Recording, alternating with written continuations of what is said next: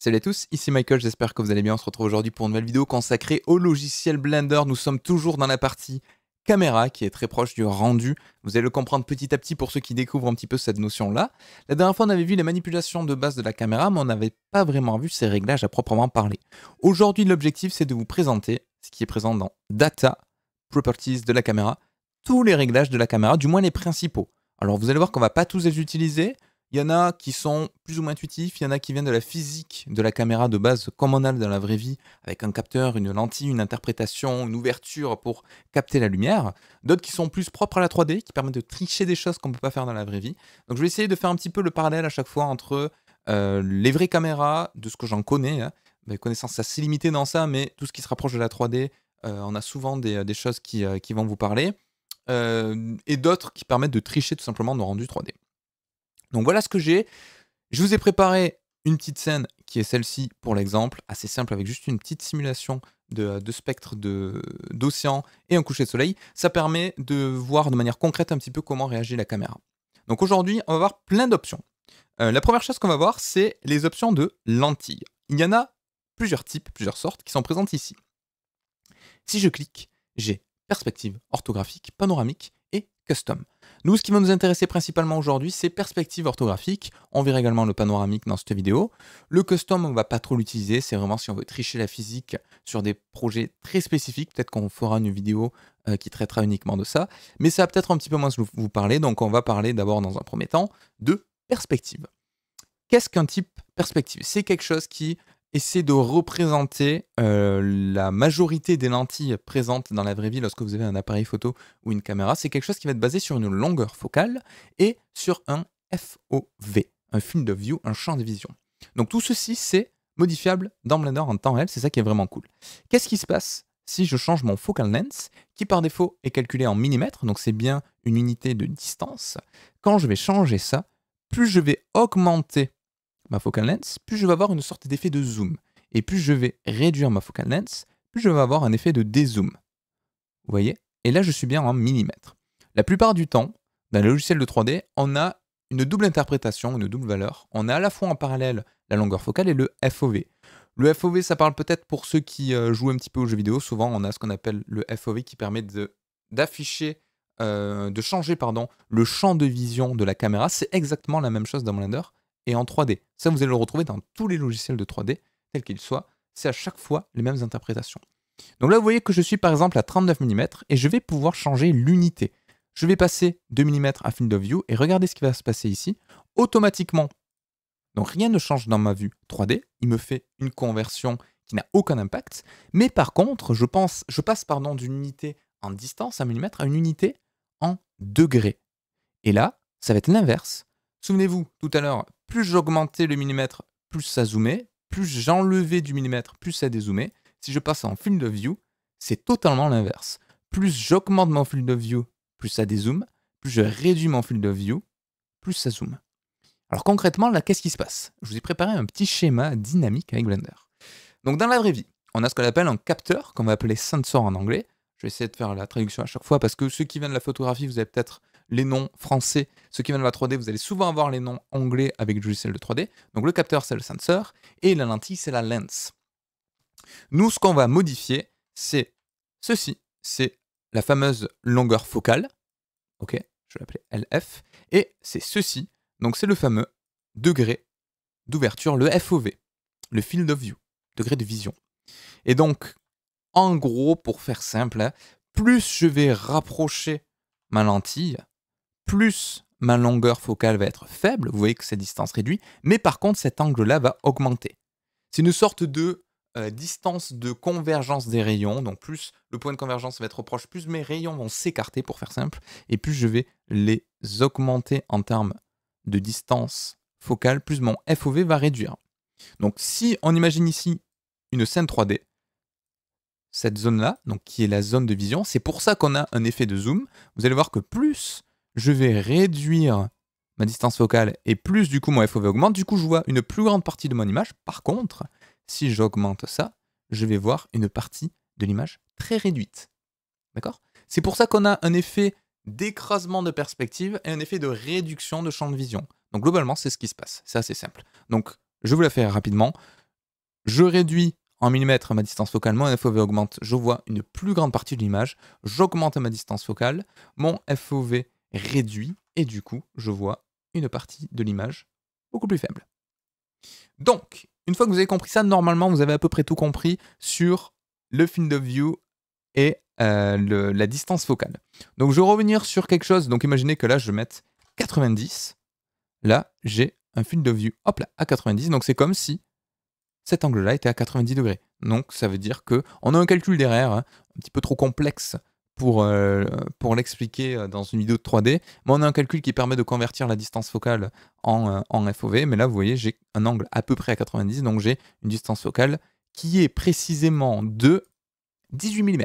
Voilà, donc il y a une formule mathématique à base, je crois, de arctangente, ou je ne sais plus si c'est de la trigonométrie pour passer d'un à l'autre. Donc nous, on va repasser sur du 45, c'est ce qu'on avait par défaut, c'est mon réglage de base. Là, vous remarquez qu'on a une sorte de flou, net flou. Je vais le désactiver parce qu'on le verra juste après, c'est ce qu'on appelle le depth of field, ça permet d'avoir un défocus à partir d'une distance. Donc quelque chose qui est intéressant également, c'est le shifting, le shift. On remarque, déjà quelque chose que je ne vous ai pas précisé, mais quand je change la longueur focale, vous voyez que concrètement, Blender, il essaie de réinterpréter un petit peu le schéma que je vous ai fait tout à l'heure, hein.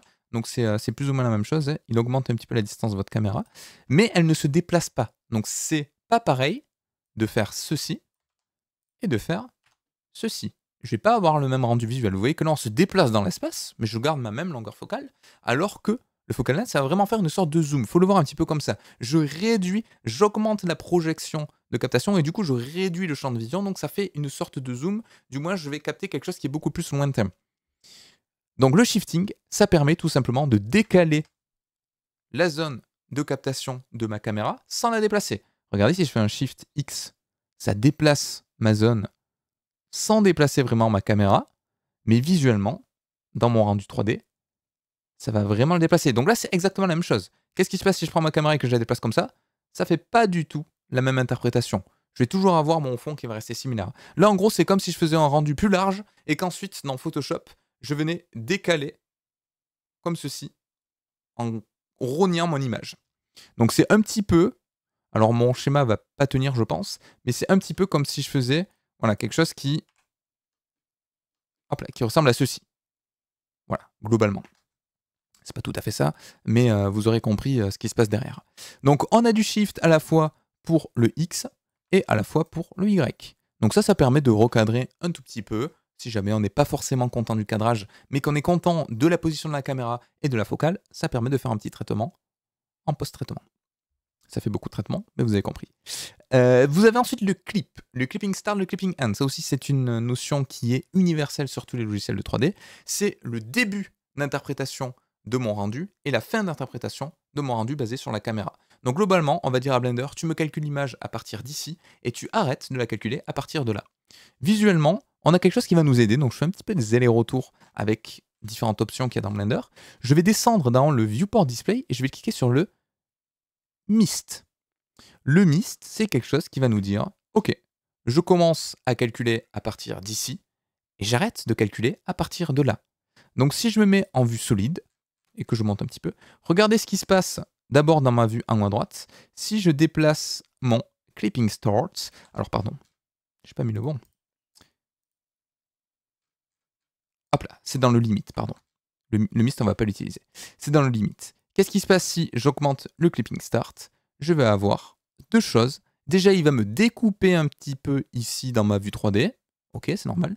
Et ensuite, juste là, il va venir m'interpréter avec un petit point, me faire une approximation de là où va être découpée mon image. Alors pourquoi je le vois à gauche et pas à droite? Pourquoi là, j'ai pas mon plan qui se découpe? Parce que c'est un paramètre, une propriété de la caméra. Donc si je ne suis pas en vue caméra, je ne le verrai pas. Et j'ai exactement la même chose pour la distance lointaine. Donc là, je pourrais le baisser à la main, ce serait extrêmement long. Donc je vais passer par exemple à 25. Je vais le réduire. Et vous allez voir, hop là également, qu'on a un petit point ici. Donc si je fais un rendu avec ça, je vais avoir uniquement quelque chose qui va être capté de cette distance-là à celle-ci. Je la vois très bien dans ma vue 3D. Ce sera également interprété lors du rendu. Donc si je passe en mode rendu, voilà à quoi ça ressemble. Alors, faites pas attention au fond, vu que c'est un HDR, un Sky Texture, c'est pas interprété par le clipping. Le clipping, c'est uniquement les éléments 3D. Et vous voyez qu'en temps réel, si je bouge ça, ça va bien me découper mon rendu avec un début et une fin. Donc ça, vous allez me dire, Ouais, c'est bien beau, mais ça sert à quoi? Alors ça va être ultra utile, notamment si vous faites des rendus d'architecture ou autre, et que vous devez faire le rendu d'une pièce, mais que celle-ci est fermée, et que du coup, vous pouvez pas facilement, par exemple, supprimer un mesh, et que vous devez shooter de l'extérieur pour donner la sensation qu'une pièce est un peu grande, par exemple, hein. Donc je vais faire un cube, voilà, comme ceci. Tac! Imaginons, hop là, en vue 3D, j'aimerais shooter l'intérieur de ce cube, mais cette face-là, elle m'embête. Je vais pas l'éditer, la supprimer ou autre, parce que je veux quand même que ça projette une ombre, mais c'est pas compliqué. Je vais sélectionner ma caméra et je vais augmenter le clipping start jusqu'à ce que ma face, vous voyez, ne soit plus visible. Et là, si je fais un rendu, j'ai bien l'intérieur de mon cube qui va être présent. Alors il faudrait imaginer que cette face juste là n'existe pas, sinon, bien évidemment, on verra rien du tout. Hop là. Mais voilà ce qui se passe. Là, je shooterai vraiment à l'intérieur d'un cube, alors que si je prends ma caméra et que je remets mon clipping start à 0,1, mais j'ai ma face du début qui bloque. Ça pourrait être exactement la même chose si j'avais un mur. Imaginons que j'ai un mur juste devant ma caméra, mais c'est dans la continuité de ma scène, donc je ne peux pas le supprimer, mais je peux tout simplement dire à Blender que le premier mètre, par exemple, n'est pas calculé. Et vous voyez, là, le point est ultra utile, hein, parce que sans être en mode rendu et en mode solide, je pourrais le voir, je pourrais le déplacer jusqu'à ce qu'il arrive ici, et mon mur ne serait pas interprété directement. Il ne serait pas rendu. Mais pour le coup, il projetterait de l'ombre, il serait présent dans les indirects, donc une réflexion, une réfraction ou autre, ça le calculerait. C'est juste que mon capteur d'interprétation de rendu ne va pas commencer tant qu'il n'a pas dépassé ce point-là, donc tant qu'il n'a pas dépassé le mur. C'est exactement la même chose pour le end. Et je vais supprimer ceci, tac, et je repasse en mode caméra, et je vais remettre les paramétrages par défaut. Donc ensuite, nous avons plusieurs réglages. Alors pourquoi j'ai confondu avec le mist? Parce que le limit, en fait, il fait deux choses. Vous voyez, display the clipping range and focus point on the camera. C'est-à-dire que depuis tout à l'heure, je vous parle également de depth of field que je viens de désactiver. Le depth of field, c'est quoi? C'est un point de focus et une zone de défocus. Qu'est-ce qui se passe si je sélectionne depth of field? Je vais reset tous les paramétrages par défaut. On va voir principalement ces deux-là, le focus distance et le f-stop. Le focus distance, vous l'aurez compris, c'est la distance de focus de ma caméra qui est interprétée par cette petite croix. Donc quand je vais la déplacer, en temps réel, ça va déplacer ceci. Par défaut, le focus n'est pas forcément présent parce qu'on a une notion de f-stop qui, là, vu l'échelle de ma scène et vu la distance focale, est un petit peu biaisée. Vous allez voir quand j'augmente la distance focale, du coup mon f-stop, là on va commencer à avoir du flou, mais si j'ai une distance focale un petit peu plus faible, mon défocus ne va pas forcément marcher. Alors pourquoi? Je vais vous épargner tous les calculs mathématiques, mais en gros, il faut se dire que ça, c'est mon point de focus, et mon f-stop, c'est une distance. Je crois que c'est en plus-moins par rapport à ça, donc plus précisément, je pense que c'est quelque chose qui marche un petit peu comme ça. Je n'ai pas exactement les notions de ce qui se passe physiquement quand on fait de la vraie photographie, mais du coup, ça va être la zone de flou, la transition zone de flou, zone de net. Donc forcément, plus je vais réduire ça, donc ça va être flou, ça va être net, ça va être flou, ok? Donc plus je vais réduire cette zone-là, plus mon flou va être intense quand on va s'éloigner du point de focus. Donc plus je vais réduire le f-stop, plus je vais avoir du flou, plus je vais augmenter le f-stop, plus ce flou va être un petit peu étalé. Concrètement, on va le voir très facilement ici. Regardez ce qui se passe si je baisse mon f-stop. Par défaut, il est à 2,8. Si je réduis ça au minimum, à savoir 0,1, j'ai énormément de flou avant et après. Mais ceci, c'est physiquement basé sur la focal length. Donc si je mets un focal length très étendu comme ceci, j'ai pas forcément besoin de 0,1. Donc vous voyez, si je mets 0,5, déjà je commence à avoir un flou assez marqué. Donc ça va être dépendant de votre longueur focale, de votre cadrage, ça va être dépendant de plein de paramétrages. Donc dans un premier temps, moi je vous conseille de régler votre longueur focale, et sachant que là on triche la physique. Dans la vraie vie, c'est pas forcément quelque chose qui va être physiquement cohérent d'avoir quelque chose qui ressemble à ceci. Donc on va passer sur du, sur du 35 par exemple, 40. Allez, on va pas faire les brutes. 40, et on va mettre par exemple du 0,2 en f-stop. Et voilà ce que j'obtiens comme résultat. J'ai donc mon point de focus qui est juste ici, et avant, on va avoir du flou, et cette partie-là qui est nette. Ça, on va souvent l'accentuer si on veut avoir un effet qu'on appelle de bokeh, si on a des points lumineux en fond. Si on veut accentuer un défocus sur un rendu macro, micro, ce que vous voulez. Donc ça va être ultra important. Sachant qu'on a plusieurs options. Donc on verra juste après, je vous ai préparé une autre scène, mais on peut faire en focus par rapport à un objet. Donc ça, c'est également ultra important parce que là, je change ma longueur focale, ma longueur de focus, pardon, à la main. On voit très bien que ça slide. Vous voyez que du coup, là, mon focus va être sur les vagues avant, à savoir ici. Si je mets un peu plus loin, il va être beaucoup plus lointain, donc mon focus va être là-bas.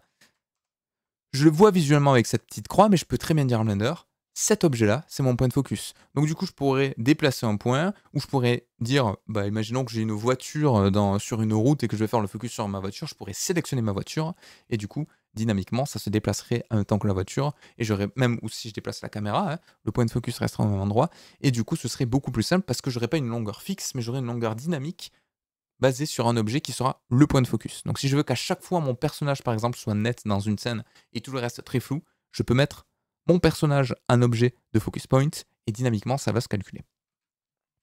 Je fais un petit peu le tour sur le viewport display. Donc on a le limit, on a le sensor, donc ça fait une sorte de calcul de sensor, on va pas le voir aujourd'hui. On a le name qui permet d'avoir le nom de la caméra juste là, ça peut être ultra important si vous avez du multicaméra. Si vous travaillez en production avec des séquences, des plans ou autre, vous pouvez afficher le nom de votre caméra en bas à gauche, c'est quand même ultra important. Et ça vous simplifie également la tâche. Et on a également le passe-partout. Le passe-partout, c'est quoi? C'est quelque chose qui va vous rajouter une sorte d'overlay à l'extérieur de votre cadre. Là, vous voyez que mon champ de vision de caméra, c'est ce dernier, mais je vois quand même l'extérieur, donc qui est calculé par Blender. Ça peut être utile pour plusieurs choses. Imaginons que je veuille cadrer mon sun en intégralité, mais je suis comme ça.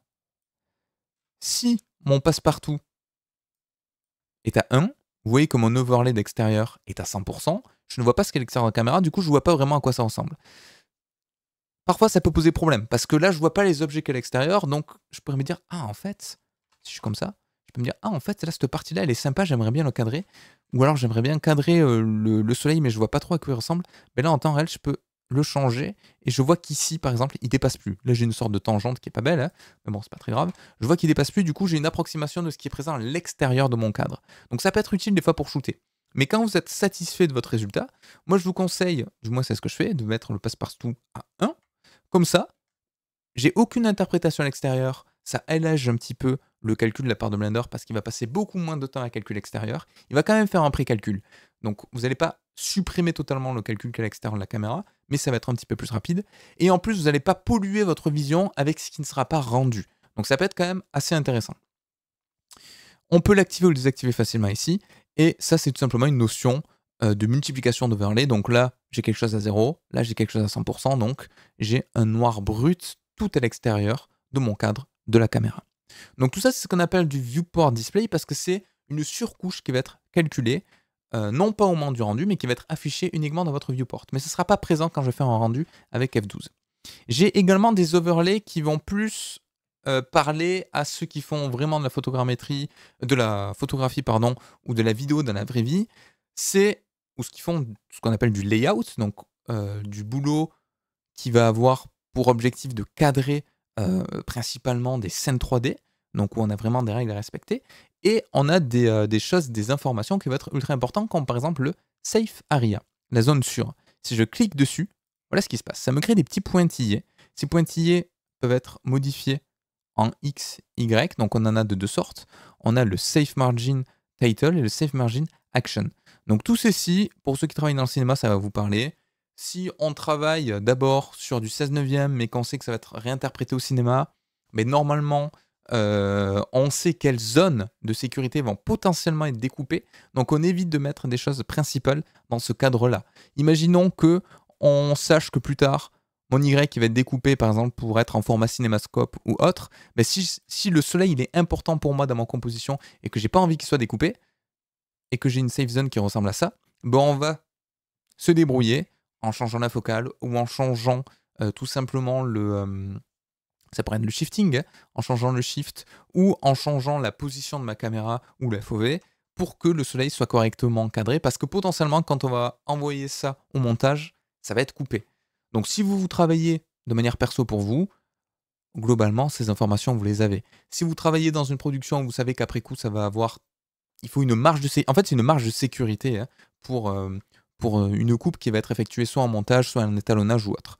Donc c'est tout simplement une marge de sécurité. Si vous travaillez sur des projets perso chez vous et que vous savez très bien que le ratio ne va pas changer, c'est pas forcément quelque chose qui est ultra utile. Donc on en a de plusieurs sortes, voilà, vous pouvez rajouter plein de petits overlays. Ça va plus parler à ceux pour qui c'est le métier, qui font du layout de la caméra. Également pour le Composition Guide. Si vous voulez respecter la règle des tiers, ça vous rajoute un overlay. Ça, normalement, vous l'avez déjà vu sur vos smartphones ou autres. Quand vous passez en mode pro, il vous crée des tiers. Donc, parce qu'il y a des règles très spécifiques mathématiques.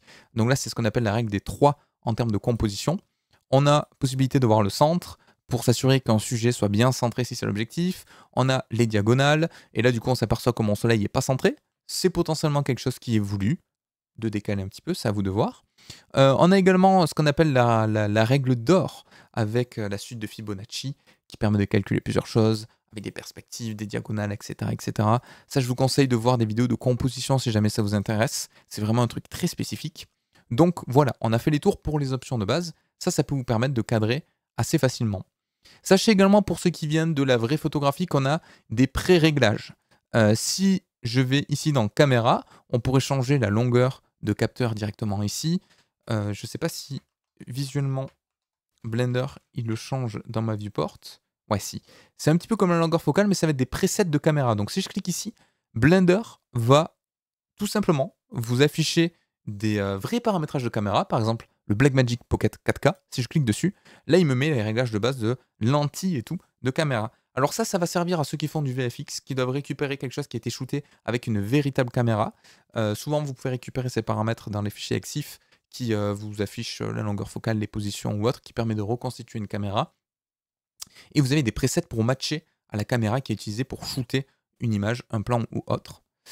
Donc voilà, on a fait les tours sur les paramètres de base. Maintenant, on va aller dans une autre scène que je vous ai préparée, qui est celle-ci, qui est un petit peu différente. Donc là, c'est... Alors, elle est moins fun en termes de rendu, hein, mais c'est plein de particules qui ont été collapsées en mesh. Et dans un premier temps, je vais vous montrer le Depth of Field basé sur un objet. Donc, si je vais ici dans Depth of Field, je l'active. Vous voyez que pareil, j'ai un sensor qui est juste ici. Alors, je vais passer hop là, en 3D Viewport, comme ça vous voyez un petit peu ce qui se passe. Je vais rester en mode caméra à gauche. Si je change ici ma longueur focale, vous voyez que j'ai ma zone de flou qui va se déplacer. Je vais baisser mon f-stop au minimum. Allez, on va mettre 0,2 parce qu'on n'est pas des bêtes quand même, tac, pour avoir quand même une interprétation. Et moi, j'aimerais bien faire le focus sur cet objet-là, tac, juste ici. Mais c'est pas compliqué, je vais prendre ma caméra, je vais lui dire, cette fois-ci, tu me fais pas une focus distance par rapport à une valeur numérique. Hein. Je pourrais piquer ici un élément, mais ce serait pas dynamique. Vous voyez, là, je vais juste avoir la longueur dans un premier temps, mais si je déplace cet objet-là, en temps réel, vous voyez, il peut sortir ou non du défocus. Donc ça, c'est pour hériter la distance sur un objet que je vais piquer, mais il ne va pas être dynamique. Alors que si je lui dis, tu focuses sur un objet, là, cette fois-ci, ça va être dynamique. Je reprends le même objet, donc par défaut, ça ne change rien. Mais si cet objet, vous voyez, je l'ai déplacé ici, vient à se déplacer, ben, 100% du temps, Blender, vous voyez, la petite croix là qui indique la distance de focus, va l'adapter pour qu'il soit toujours net.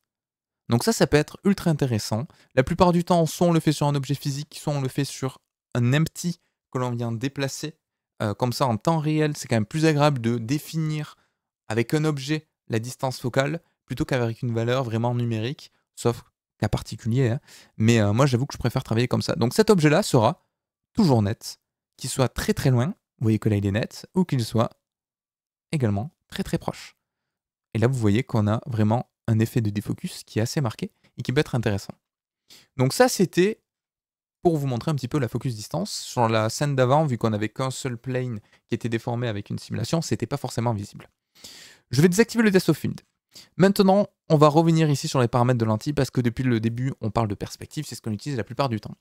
Qu'est-ce qui se passe si je passe en mode orthographique? Orthographique, c'est quelque chose qui va vous écraser les perspectives. Sans le savoir, vous l'avez déjà utilisé en vue 3D avec la touche 5. Là, je suis en mode perspective. Vous voyez que par exemple, ma grille ici, je vais bien avoir des points de fuite. Si j'appuie sur 5, là, je passe en vue orthographique. Donc ça, pour le voir, rien de mieux qu'un cube que je vais mettre juste là. Hop là.